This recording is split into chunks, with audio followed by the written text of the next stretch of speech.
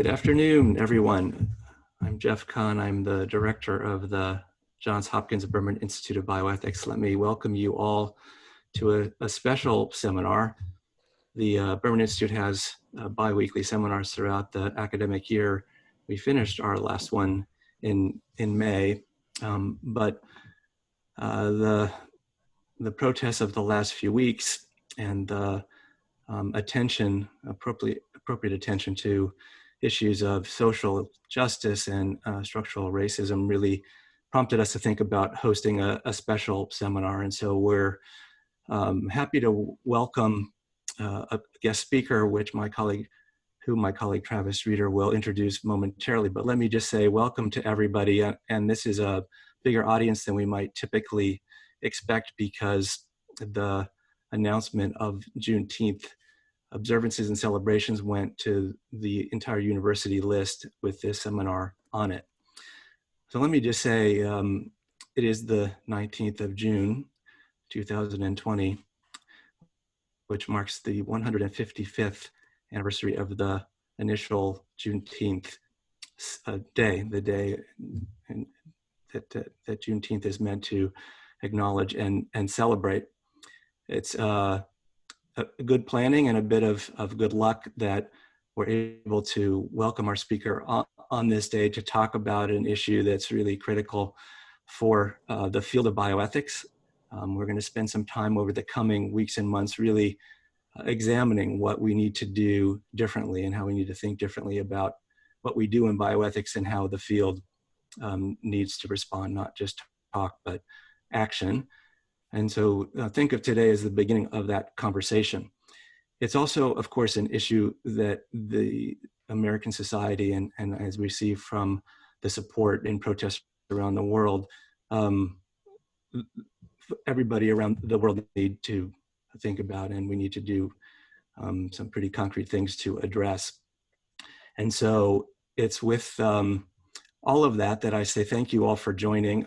I think everybody from Johns Hopkins knows that the university officially closed at noon today in order to allow observance and celebration of Juneteenth. And so this, I guess, is the beginning of that observance and celebration. And I hope everybody has a chance to continue after the seminar ends today to continue to reflect and think about the meaning of the day.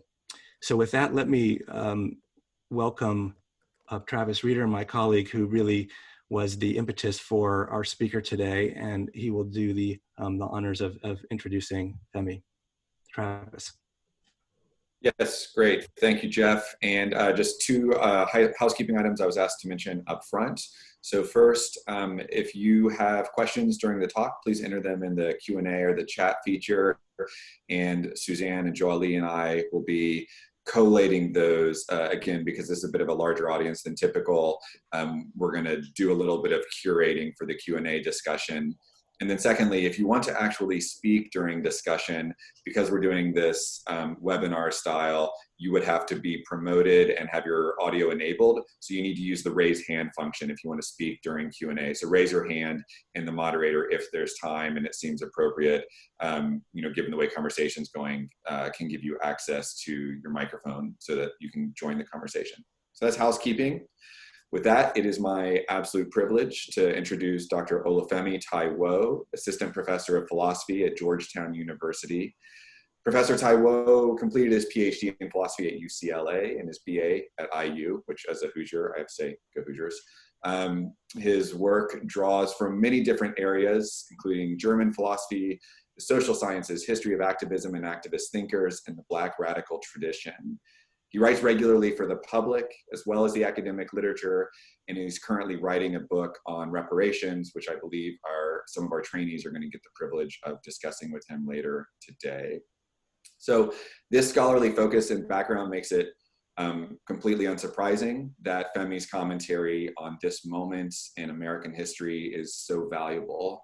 So in fact, I thought, as by way of introduction, I might share that this talk was actually born online on social media, which for me at least is a first. I don't usually recruit speakers from Twitter.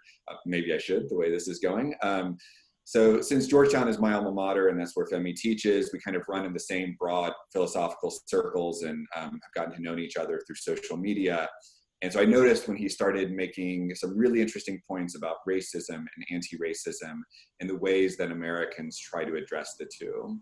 And so I, like apparently many white folks, after the killing of Breonna Taylor and George Floyd by police, after of course a long history of many others, and then the nationwide protest, I was reading Ibram Kendi's How to Be an Anti-Racist. And I noticed Femi commenting, well, I won't steal any from the talk, but at a very high level, I noticed that he was commenting something like he's at least a little critical of this particular strain of anti-racist movement. And if I screwed that up at all, he can correct me during the talk. So I followed some of these discussions and asked some questions, and eventually I was sufficiently intrigued and compelled by them that I asked if he would spell out this, Twitter-sized conversation into a full-blown philosophy bioethics talk. I'm really grateful that he said yes. So without further ado, I want to publicly thank Dr. Táíwò for accepting our invitation. And I now turn the floor over to you, sir. All right, I'm gonna share the screen with some sound. So the title of the remarks that I prepared for today is Our Problem is Power. That's the title, it's the main idea. To the extent that I'm gonna be arguing rather than ranting, and I'm gonna do my best to, be scholarly and say what I think in a reasoned manner, I suppose. That's what I'll be arguing for. So the structure of what I plan to say today is going to involve an introduction, the point of which is to say why it matters that we think of the problem in these terms. I'm going to say how it is that I think of the problem of racism, which is racism as structure. I think the word structural or the word institutional comes up a lot, but I think there's a deeper thing that we could mean than some of the things I see people say sometimes when they use the word structural or institutional to describe racism. And I'm going to apply it to the present political moment, which is the struggle that's happening in the streets right now over policing, police violence, police brutality. And then I'll conclude from there. So, what's racism and how is it that we fight it? On the left side is one way of thinking about the kind of thing that racism is, the kind of phenomenon it represents. And I think it captures, a fairly ordinary way of thinking about what racism is. So racism is a description of beliefs. Racism is a kind of prejudice, it's a kind of bigotry. It's what happens, more or less, when we have the wrong attitudes towards other people, where we think the wrong things about other people. Anti-racism, then, from that perspective, is a matter of character as well. It's coming to the right beliefs, the right attitudes, the right maybe emotional relationship to the people around you, and trying to get other people to do the same. So combating bigotry in yourself, combating bigotry and prejudice in other people. The model of intervening on racism that matches this way of thinking about the problem is one that often gets described as, being an ally. So racism is something that's happening to other people over there. It's bigotry happening to other people over there. If you are a white person, perhaps you might think of it in those terms. And what I need to do to combat racism is to go help the people over there who are being harmed by these beliefs that are floated around in social space. And the theory of change that matches that way of looking at the problem is one that starts with the psychological or the collective psychological or operates at the level of ideas.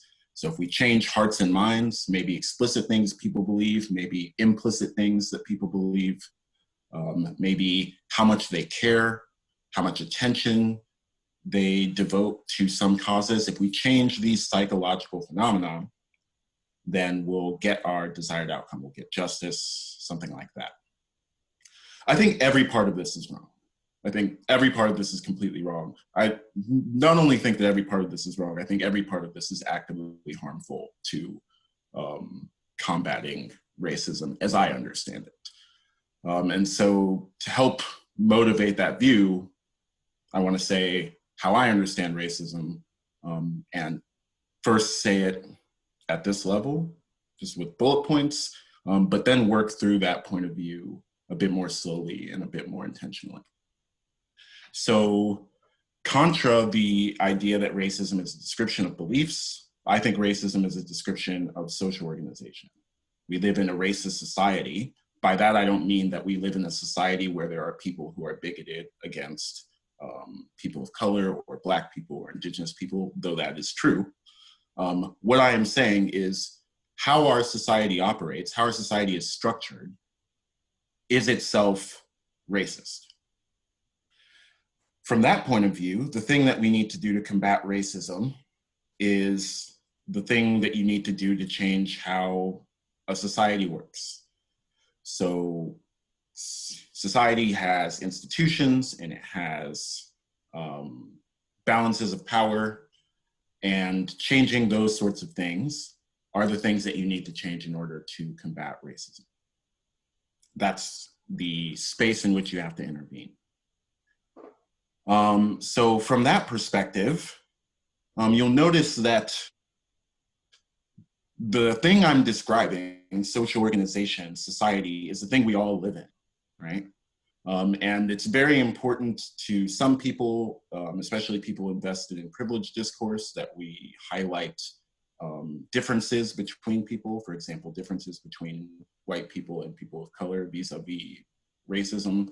And I'm not meaning to disagree with that basic desire. I'm not saying that everything is equivalent for everyone who lives in a society.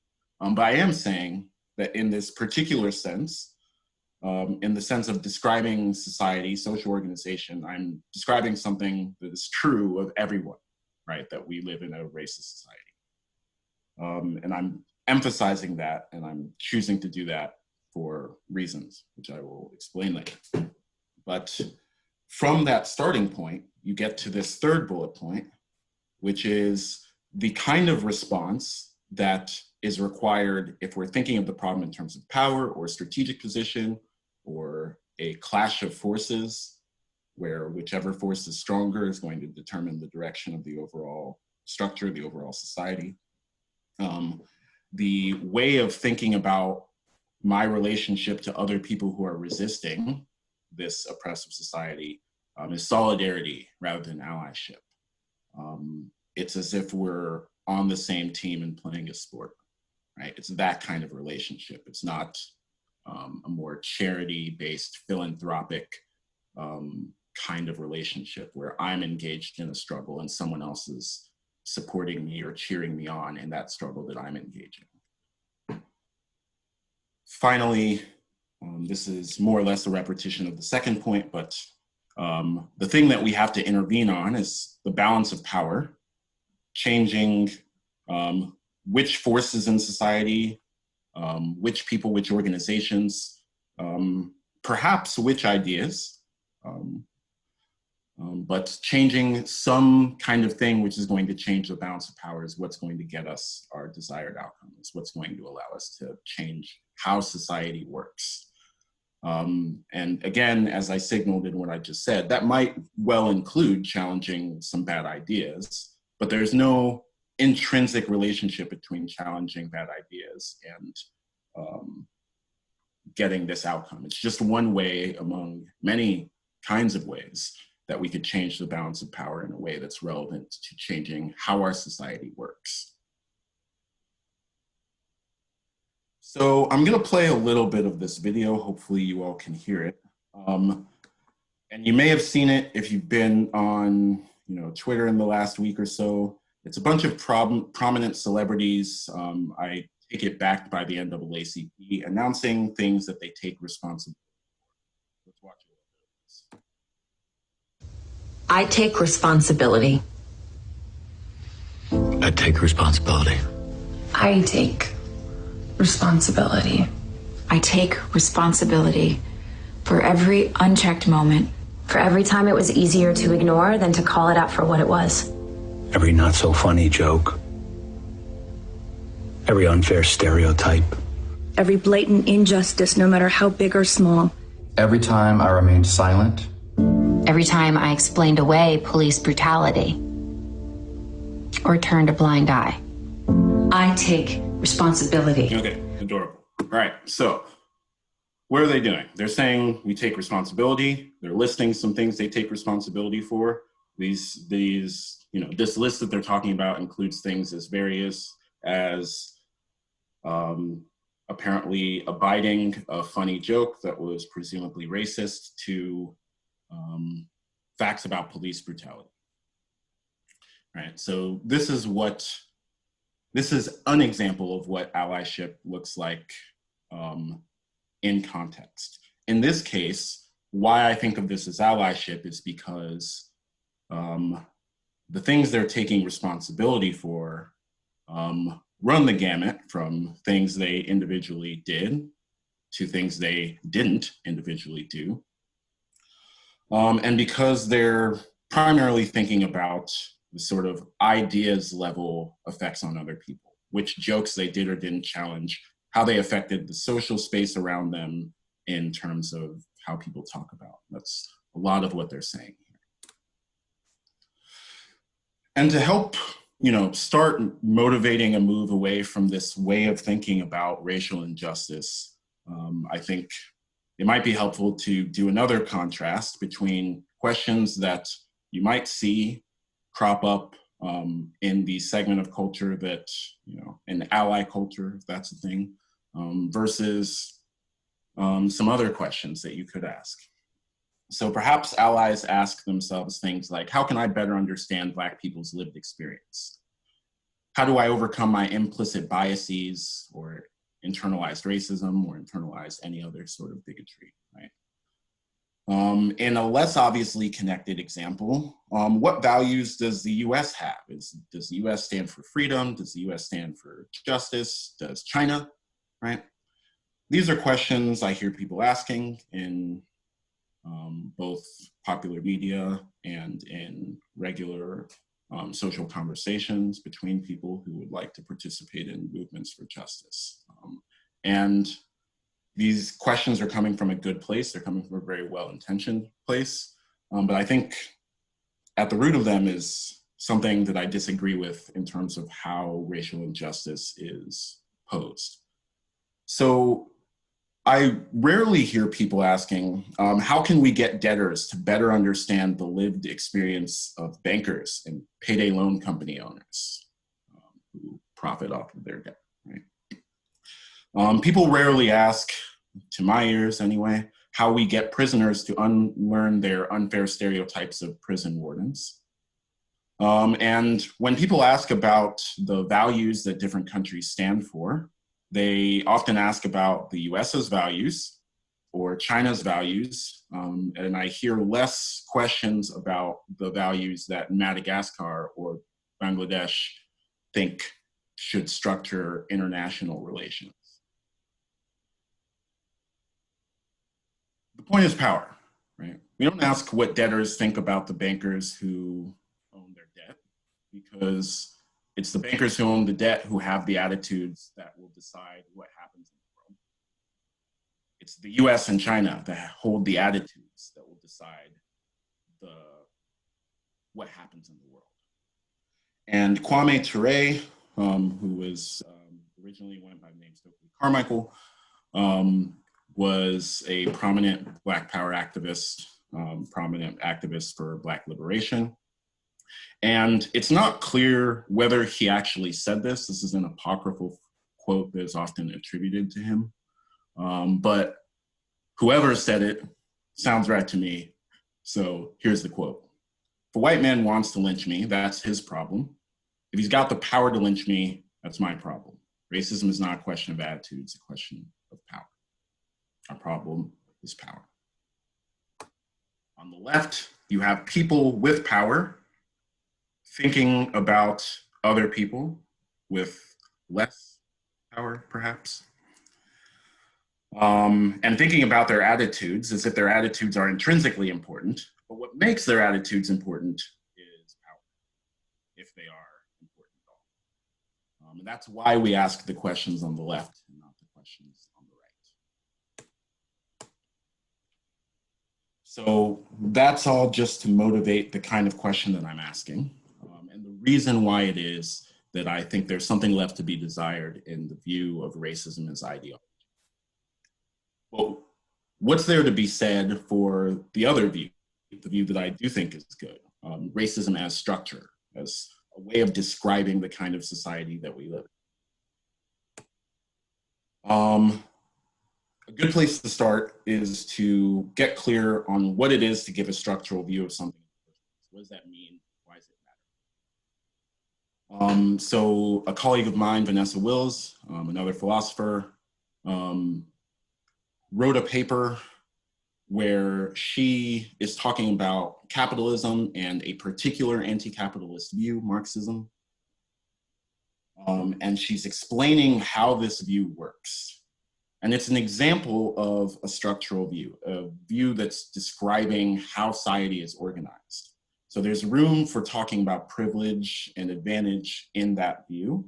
In fact, the term white privilege comes from the phrase white skin privilege, which a Marxist, Theodore Allen, who we'll see later, first described in his book, The Invention of the White Race.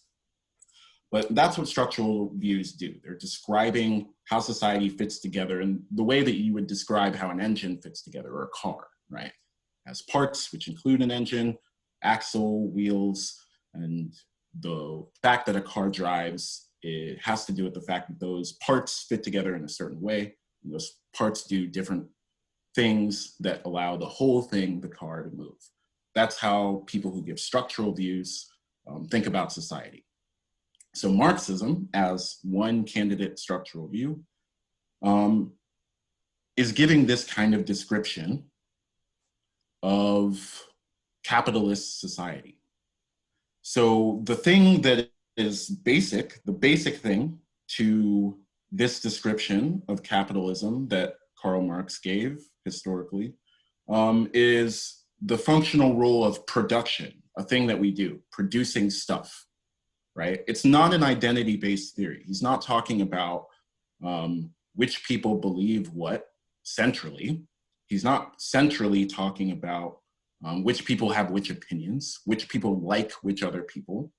He's describing a social process, how it is that we make stuff, and saying why he thinks it's important, and saying what he thinks will think about the world as a result of recognizing the importance of this aspect of how society fits together. We do a lot of things. Some of them are producing, some of them are eating and sleeping, some of them are debating, some of them are entertaining. And how do they fit together? How does the car of society move forward? Marx says it's about production. You can agree or disagree, but it's a structural view. He's trying to describe how things fit together. Now, a theorist, Cedric Robinson, the late Cedric Robinson, gave one other structural view, which was related to Marxism and perhaps built out of a critique to Marxism, but was trying to explain what racism has to do with the thing I just said, giving a structural view of what the world is like. And the name of the view that he gave was called racial capitalism. So on his view, there's something not just basic about production, but also basic about racism in the structure of society that we've got. And if you see this quote here, which I'm not going to read entirely, but he ends with saying that racialism would inevitably permeate the social structures emergent from capitalism. Or in other words, when capitalism spreads, when this way of producing things spreads, it doesn't just spread a way of producing things, it spreads a whole way of organizing society. And there's something basic about that way of organizing society, and that's racism. So racism as a description of global society, global politics, and capitalism as a description of how we make things anywhere in the world. They have the same history, and they come from the same processes, European colonialism and centuries of European colonialism. That's Robinson's perspective. So staring more deeply at what he said, I think there's three basic ideas. And the order of these ideas matters. So first, a mode of production, that's capitalism. Right? When capitalism spreads, people start producing for profit as opposed to other reasons that you might produce. Right? But downstream of that, in order to keep that mode of production going, in order to secure things for that mode of production, and especially for the people who benefit and who can exert control over the society in which we produce things, we have to stabilize that. We have to secure that somehow, or rather they have to, right? And so the mode of production that we have, the kind of production that we have, sets the stage for determining the kind of social organization that we have. So what are social roles? What are social hierarchies? What are the basic institutions that we have to guard the production, to keep it going, to guard the distribution of profit from the production, all those sorts of things. And finally, next in the list, what's determined by both of those previous things is ideology. Once the elites, once the people in power have decided on the rough shape of what they're going to do, then they have to do the PR, right? They need their communications department to explain to people why it is that we're going to keep doing this thing that we started doing. And depending on how successful they are at this stage, it might affect how successful they are at stabilizing 1 and 2. But the point is in order, right? The mode of production decides what kind of social organization there can be, and the kind of social organization that there can be decides what kind of ideologies are going to be needed to keep that form of social organization going.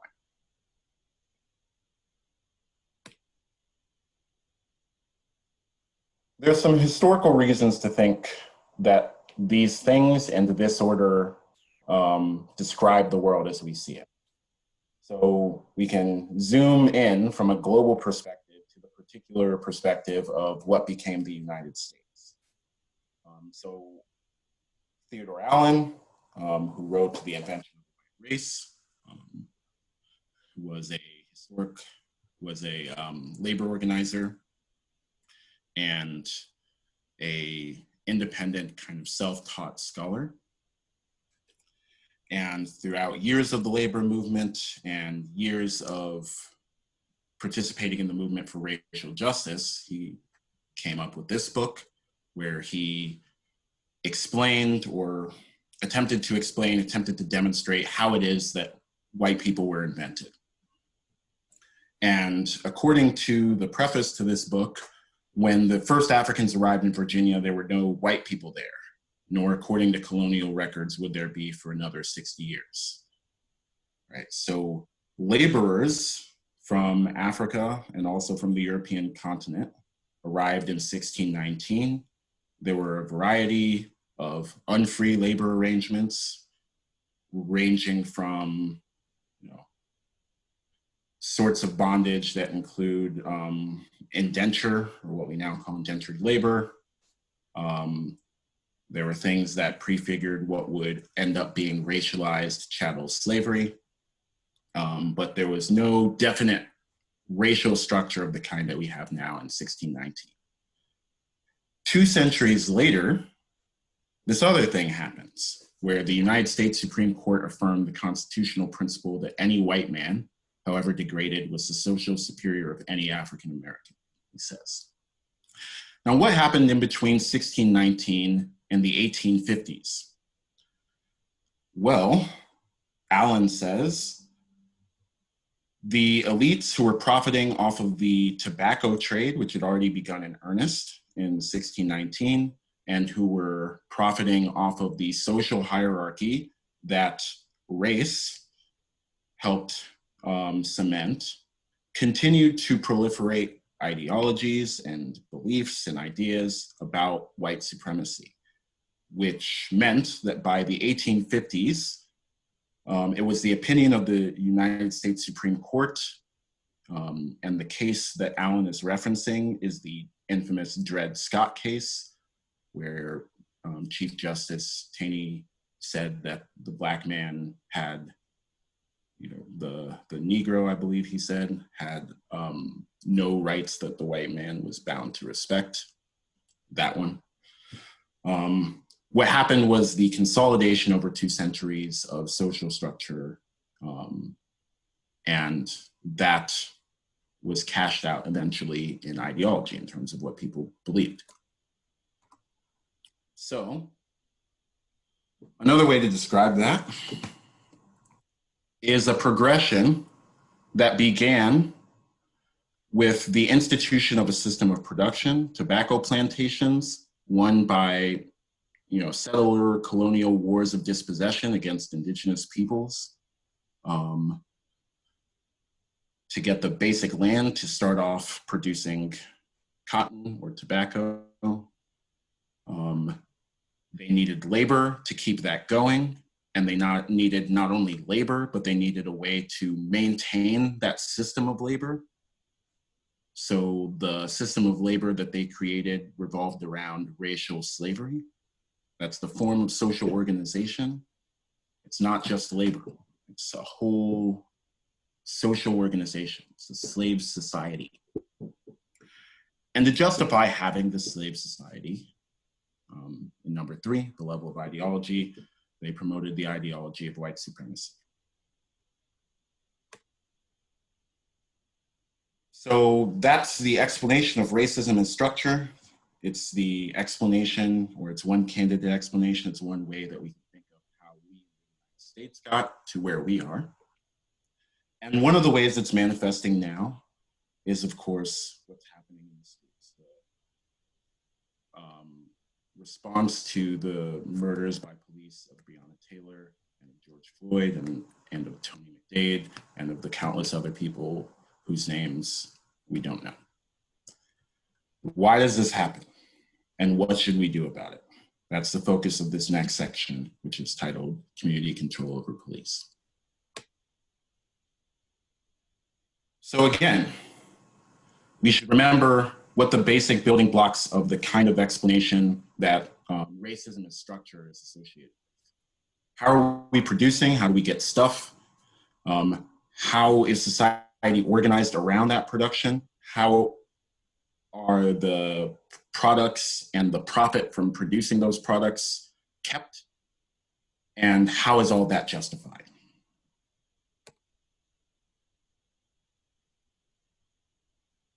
So policing came from and evolved out of the answers to those questions centuries ago. In the South, the trajectory was from slave patrols. The point of slave patrols was to chase down runaway slaves, to deter fleeing and revolt from enslaved people, and to maintain a form of discipline for enslaved people. Policing enslaved people. Policing enslaved people. In the North,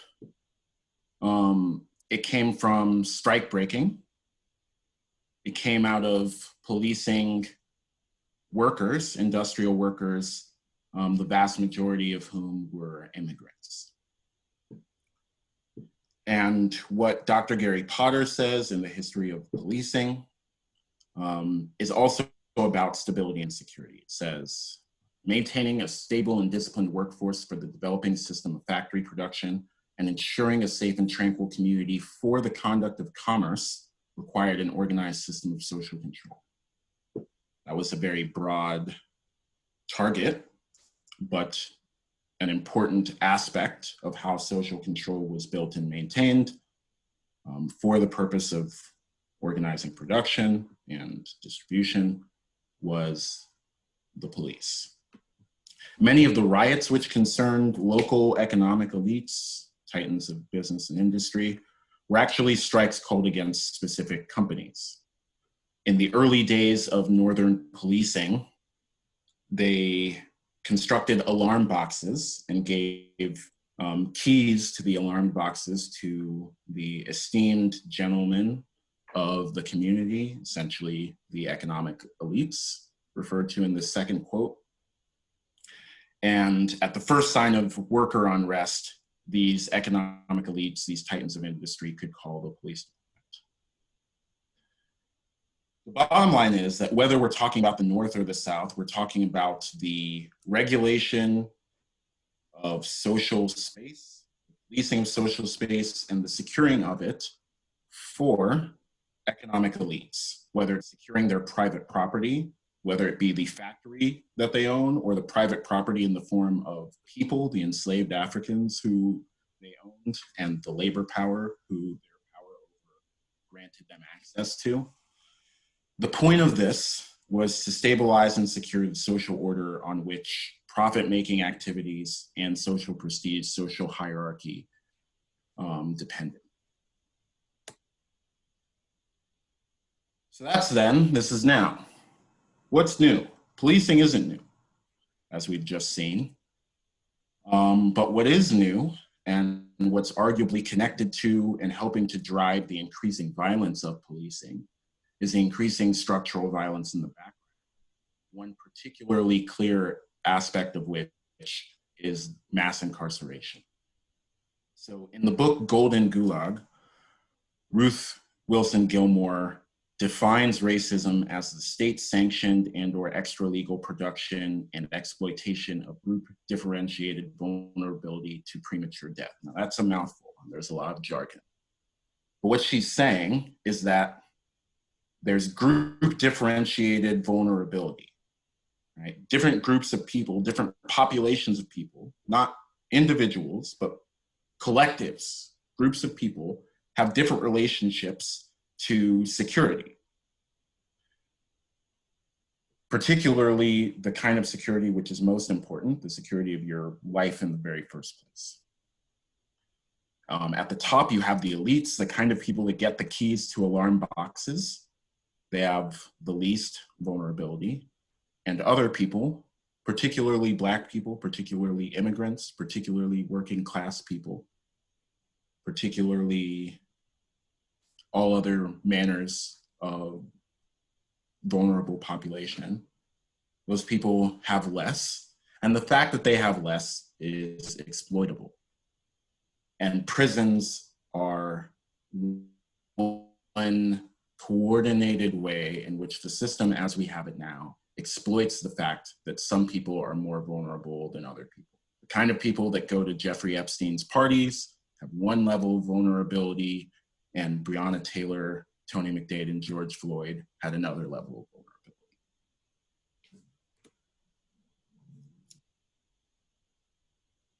Put that way, it helps make the point that the problem is power. And one way of characterizing the problem of power in both policing and prisons is this concept of elite capture. The basic idea is just that the people who are elites, the people who have more money and political influence, get to decide how institutions work for the rest of us, whether it's the justice system or any other sort of system. And you know, there could be a whole 40-minute talk just about the vast industry dedicated to exploiting the group differentiated vulnerability, as Professor Gilmore puts it. But I've just chosen 3 examples. Police unions and lobbyists, who often work in tight connection with each other, are able to intimidate larger labor unions into silence on issues of police brutality, particularly the AFL-CIO, for example. They're able to collude with legislators to consume outsized proportions of local resources. So through their control over whether it's city council or state legislatures, but it's particularly visible at the city level. On average, police departments consume 20 to 45% of the municipal budget. So 20 to 45% of what the people have put into city coffers for the public good goes to this aspect of maintaining social order. On top of that, corporations and police foundations, and particularly the relationships between them, also show elite capture. So the prison industrial complex is at least a $182 billion industry. Much of that industry exploits the imprisoned as laborers. So the well-known problem of imprisoned labor, well on display in California, that uses incarcerated people as firefighters. As a captive market, so prisoners require soap and bedding and food, and the corporations that supply those to prisons have a literally captive market, or both. And it's worth zooming into the issue of police foundations, essentially ostensibly philanthropic foundations that organize themselves for fundraising and PR purposes. And Little Sis, which is a website you should all look up, did an investigation and explained in their investigation that police foundations provide a public-private structure wherein the corporate elite can overtly support police departments through direct donations, and also all these indirect methods of garnering political influence and elite control over how police departments work, how the city governments that they effectively control work, and so on and so forth.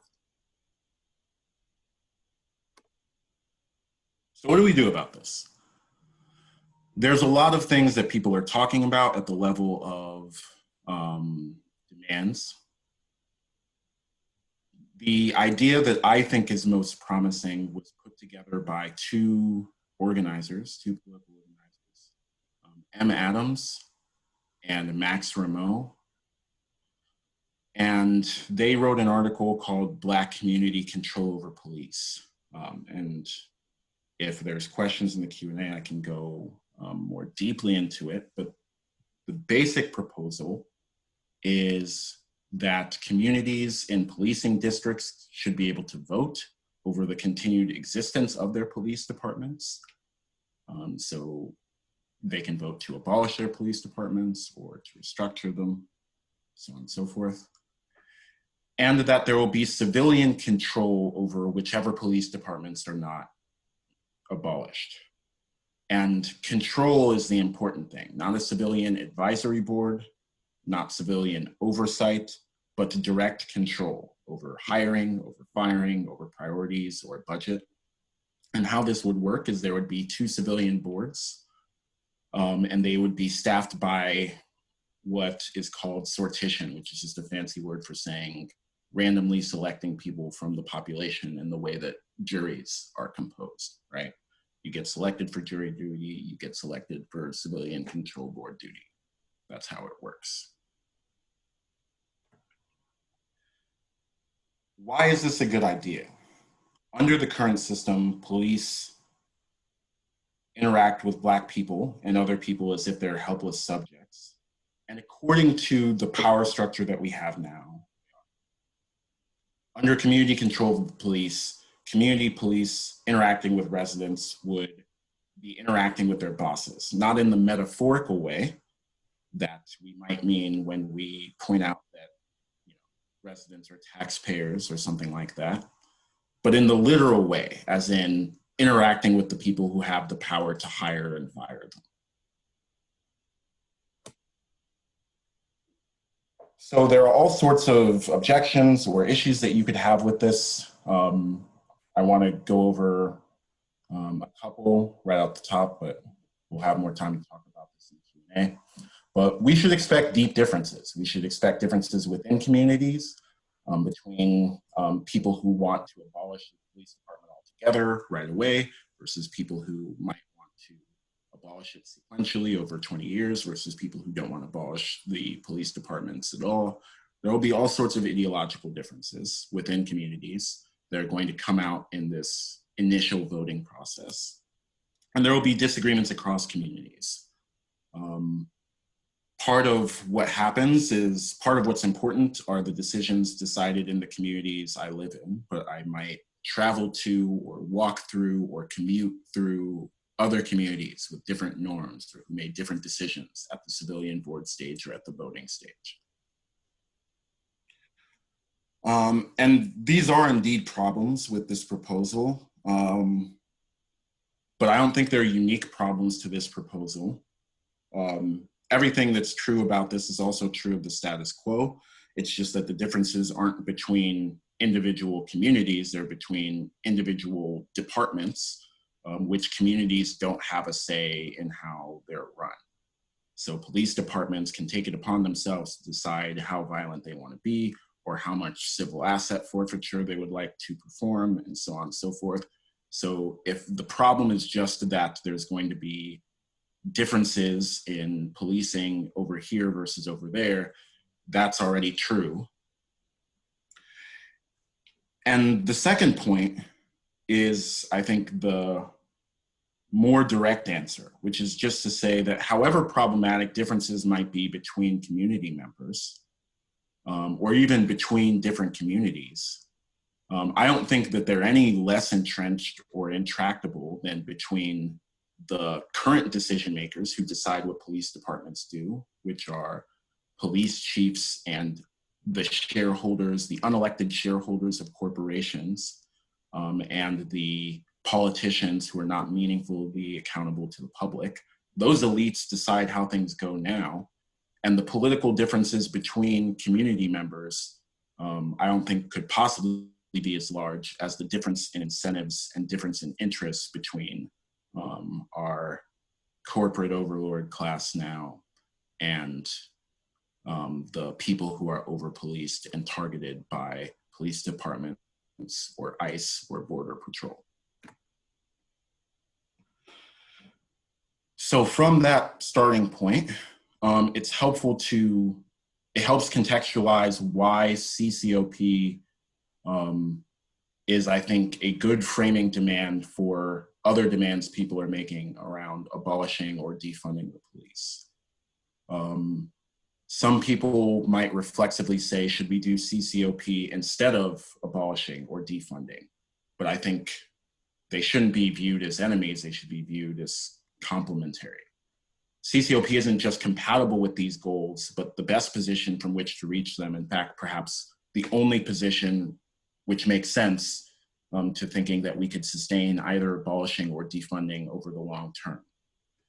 If we remember the elite capture problem, the fact that all of the relevant institutions, police unions, prosecutors, corporations that benefit off of mass incarceration, all of them have vested financial or political stakes in keeping policing the way that it is.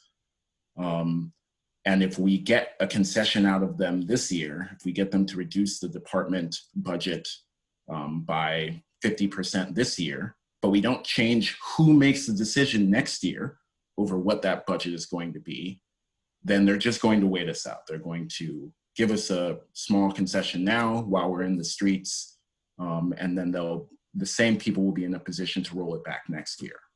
I think what we need to get is power.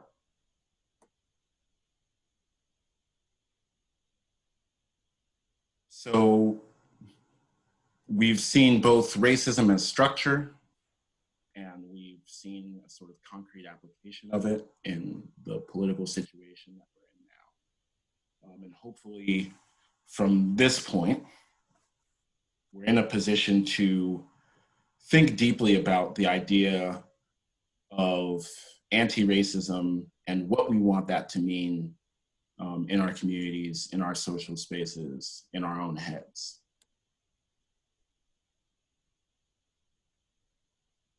Again, I think what's important isn't that people believe that some other people should be in prison or subject to violent policing. It's not primarily of importance to me whether a white man thinks I should be lynched. What I primarily care about is whether or not he can do it. And then I'll secondarily care about whether or not we can be friends, right? I care about whether or not society is set up so as to allow him to do it. That's racism as structure. I would certainly prefer it if the people around me were anti-racist as a matter of character. But I would certainly settle for the people who are racist not being in a position to decide how institutions function, not being in a position to decide whether or not prisons get constructed, not being in a position to decide how people are policed, not being in a position to decide how many beds need to be in a prison and how many bodies need to be put in those beds. I certainly wouldn't mind allies. I certainly wouldn't mind people who are, by their character, by their beliefs, deeply invested in what happens to me or to people who look like me and who oppose the social structure on that basis. But what I would settle for is people who realize that they also live in a mass incarceration, that they also live in a carceral state, that they also can be killed by police, and that the interest in creating a just society is one that we should have in common, even if we don't have it in exactly the same way and exactly for the same reasons.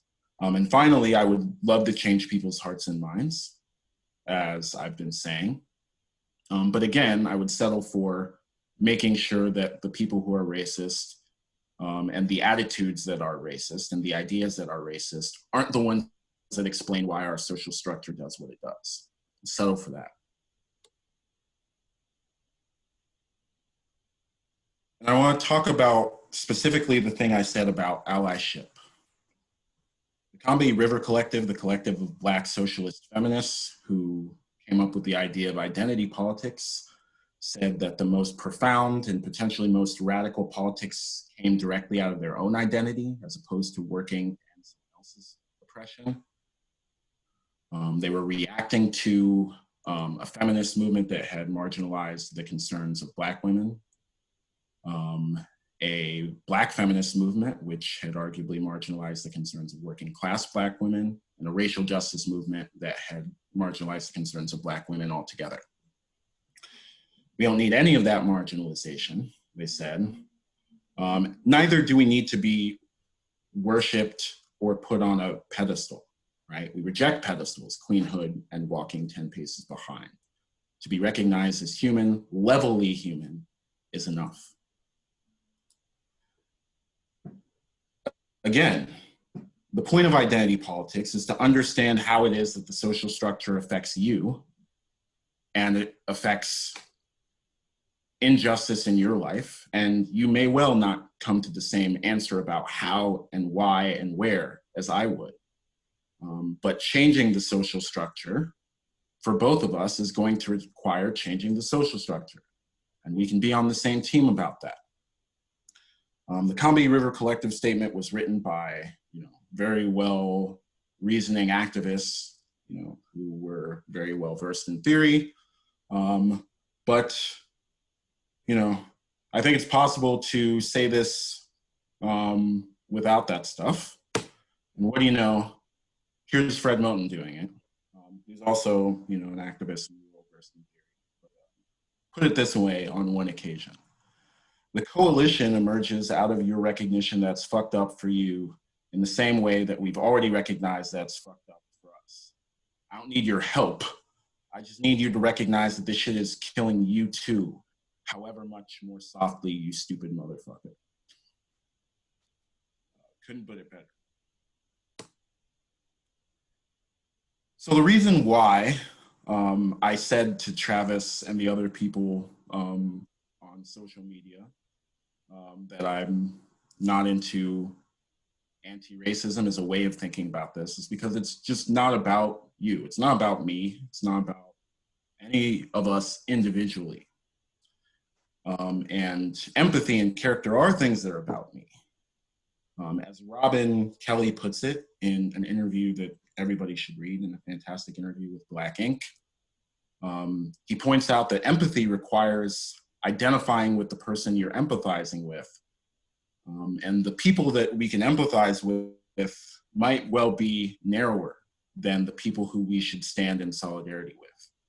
And that's a problem, as he says, because part of solidarity is the people you don't recognize, the people who you don't see yourself in, the people whose plight you don't understand, that you don't relate to. But that is bad, and that is part of our social structure, and that should be challenged.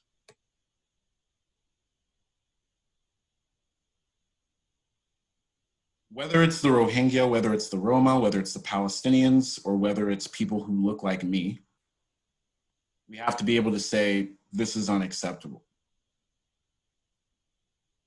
I don't think it gets any simpler than that.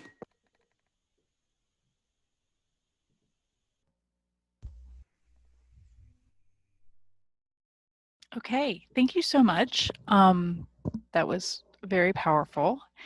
We have a number of questions. I'm going to unmute some of our guests one at a time. Is that okay? Yeah, thanks, Susan.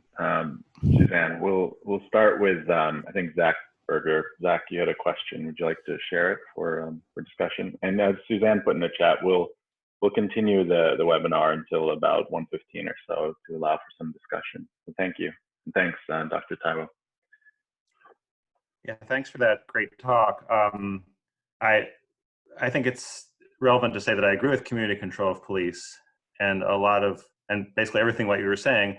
But I do think honestly that there's a tension between the concept of solidarity and social change and the claim that individual motivations are of perhaps secondary or not important.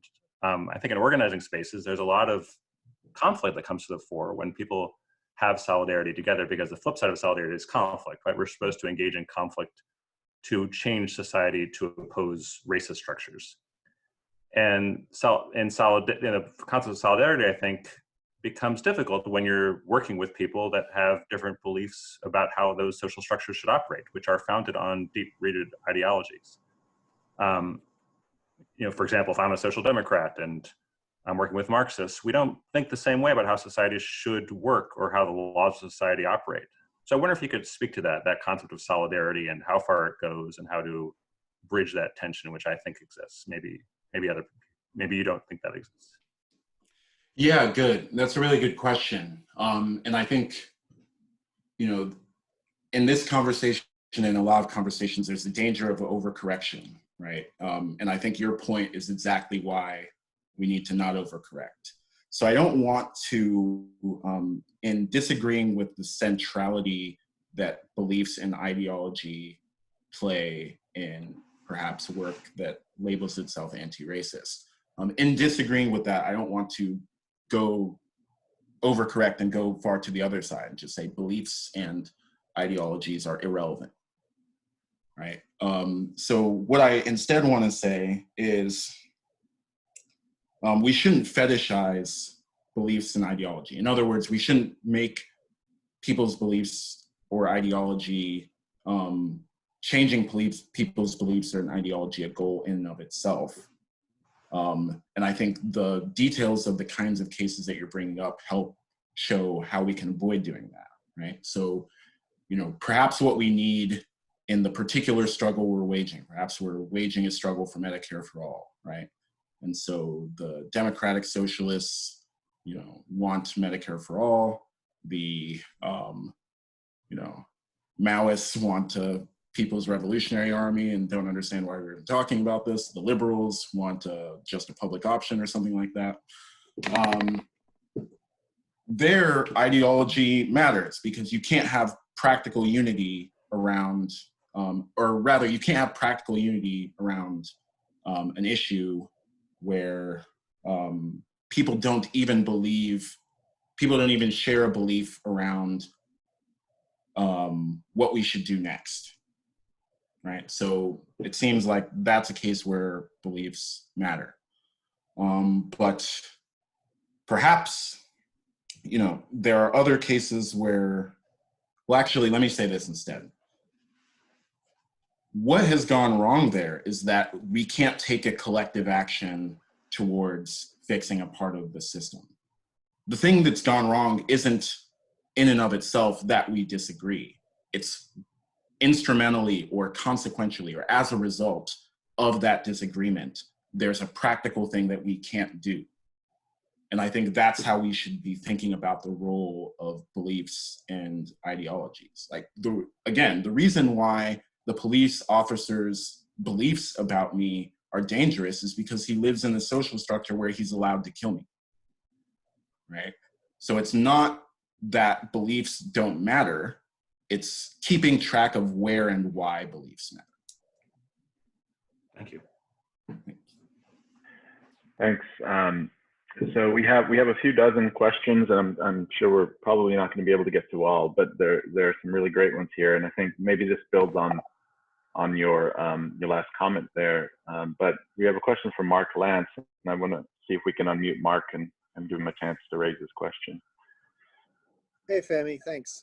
This was awesome. I agree with most of it. I guess following up on the last question, one dimension that, when I'm in activist spaces that of the way that psychology seems to matter is just that, like, right, the vast majority of people don't do shit, right? Obviously, if we're going to accomplish any of the things you're talking about, we need a lot more people to be doing work, working together. And I feel like a lot of the ideology isn't even so much, directly racist, like I hate black people.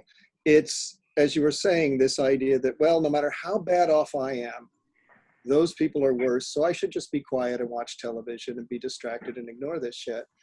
Maybe police kill me 10 times more often than they do Europeans, but at least it's not 25 like you black folks, right? So to me, one of the big psychological questions or psychological goals is, how do we break through the apathy and the complacency and the general habits of not rocking the boat, which seems to be a necessary precondition for any kind of coordinated social action. And so I just wondered if you had any thoughts on that. Yeah, that's a great question, Mark. And the question points out something that I didn't get to put in the, I didn't have time to say in the talk, but even if you think that beliefs in psychology are especially important, I think that would be a reason to reject the anti-racist way of framing them. Like, the point of, if you're a white person living in the United States, your chances of being incarcerated jumped over the 60s, 70s, 80s, and 90s like everyone else's did, right? If you live in a country that has prosecuted imperialist wars, especially one that does so by draft, but regardless, it's your kids going off to die, right? So the framing of racism and the problem of racism in relative terms, right, that what white privilege comes to is that you're better off than people of color, obscures the totality of violence that is embedded in the kind of social structure that we have. Like, who would comfort someone who was grieving the death of their child by pointing out another person who had lost 2 children? Like, of what consequence is privilege if that's what privilege means? So the Fred Moten slide where he says, you know, I don't need your help. I just need you to realize this shit is killing you too, however much more softly.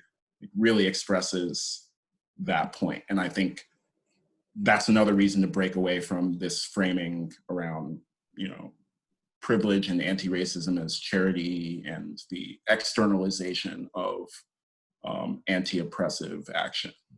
We're trying to fight for a just society for all of us to live in, and not just the people who are getting it worse.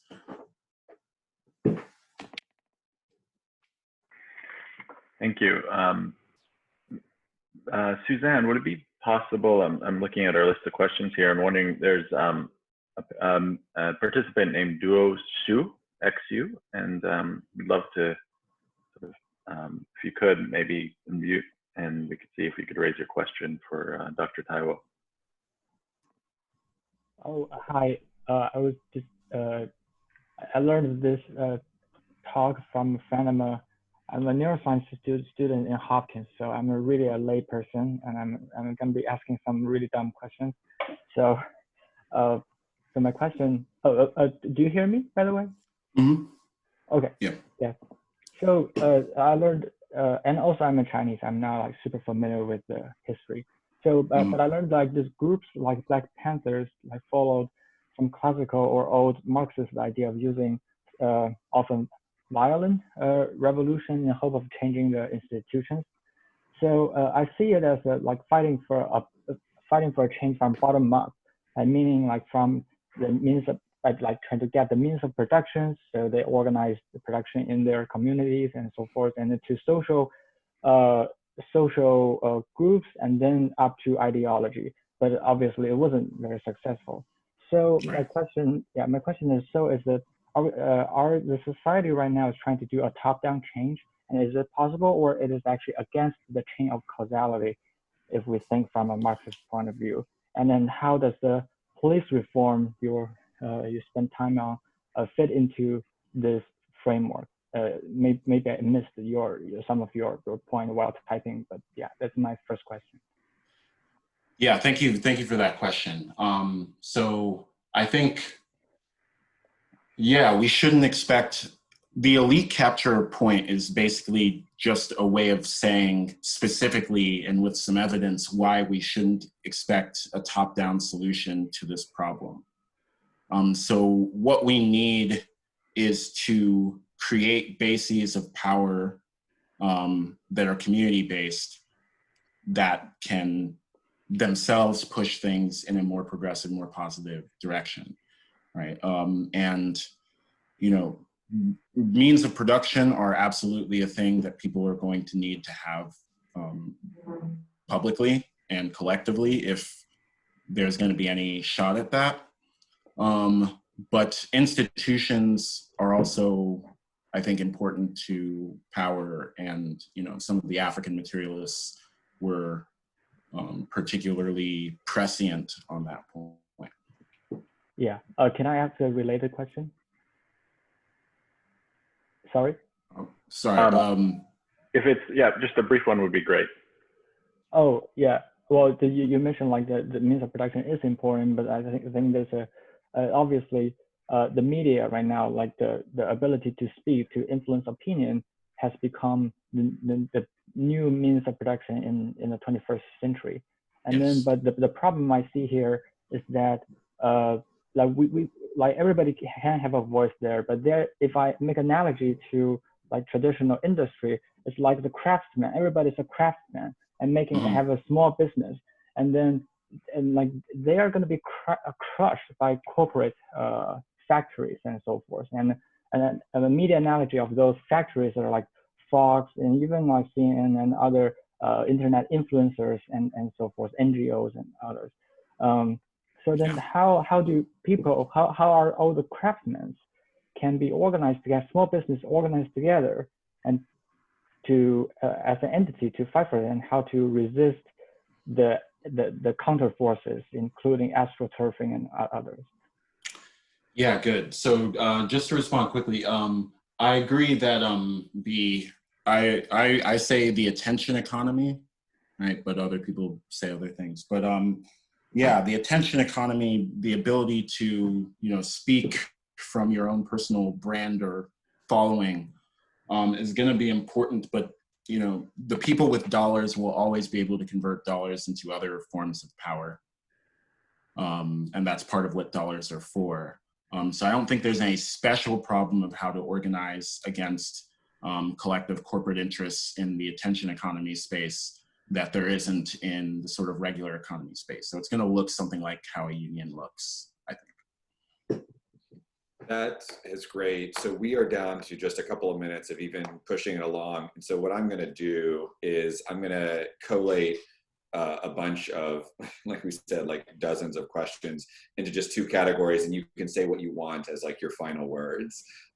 So here were two very different kind of practical focused question categories that we got.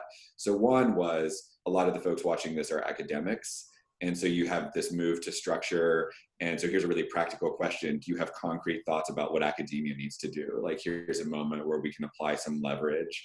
And so do you have thoughts about the kind of structures of academia that we need to be really pushing for? That's one category of question. And then a very different one is, several folks were just really interested in this jury selection analogy. And so at least two different people pointed out that there are kind of restrictions on jury selections in different ways. And so there's the thing that I can't pronounce, the boudoir or whatever, and then there are other sorts of restrictions. And so one category of question is, do you imagine that an actual community control over police is also restricted in various ways to ensure perspectives, points of views, to rule out certain biases, to rule out any kind of like promoting from the outset a particular outlier view, anything like that. So two very different questions. Last couple of minutes, kind of do what you want with it. Right, yeah. So let me address the last one first. I think, so sortition, as it's called, or this random selection of people, the details matter quite a bit, as it sounds like the people are picking up on in the comments. And I think I just broadly agree with the thrust of the comments that you would need to, that there would be an important discussion to have about how to ensure representation of like very marginalized viewpoints within a community or even across them. And it's still possible to game in certain ways, and it could be that you could adjust how the randomization works so some particular perspective is overrepresented. And, you know, I think there are important details to work out there, but again, that is our current system, right? There's the capitalists and people who sell blankets to imprisoned people are very overrepresented in the control board that actually explains where prisons go up, and et cetera, et cetera. So I don't think there's any scenario of civilian board control that would do worse than what we have now.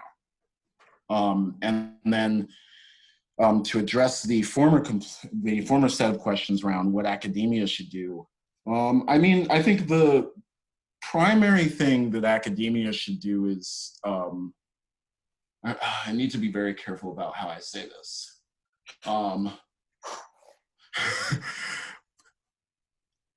What's unique about academia is that we have the time and resources to find answers for things. And the things we have the time and resources to find answers to apply much more broadly than our space. So while I am totally on board with adjusting syllabi in the direction of, you know, anti-racism and adjusting, you know, what classes we offer and our hiring practices, we should absolutely do all of that stuff. But, you know, like the world's on fucking fire right now, right? Like climate change is absolutely understudied, especially the social dynamics of it. And like, if we want to have a collective conversation about how we should respond to this political crisis, it should be about that, right? Like there's plenty of people, and some people can continue this work about how the university should be structured internally, but like we should be thinking about how we can improve and contribute to the conversation about how to solve these existential social problems that we're in front of. Like if we make it out of the next 40 years without a cataclysmic pandemic, climate event, or combination thereof, like, then I think we can revisit the question of whether we should teach Plato or not. But I think, you know, there's a focus question here. Let's keep our eyes on the ball. That's what I would say. That was awesome and a really good place to end. So Jeff, I saw you, noticed you unmuted your video. I don't know if you want to say any closing words, but I just want to say thank you so much for responding to the invitation. You put this together in a matter of like weeks, days, and it was really beneficial to everyone. Hundreds of people logged on. It's really quite incredible. So thank you, Femi, for doing this. And I would Thanks for having me. Thank you so much, Professor Táíwò. Really a privilege and a pleasure to learn from you today. And looking forward to more conversations. Thank you all for attending. As Travis said, we had close to 350, I think I saw on the count. So really wonderful attendance, and please enjoy the rest of your afternoon and observance of Juneteenth. So thank you all. Have a good weekend.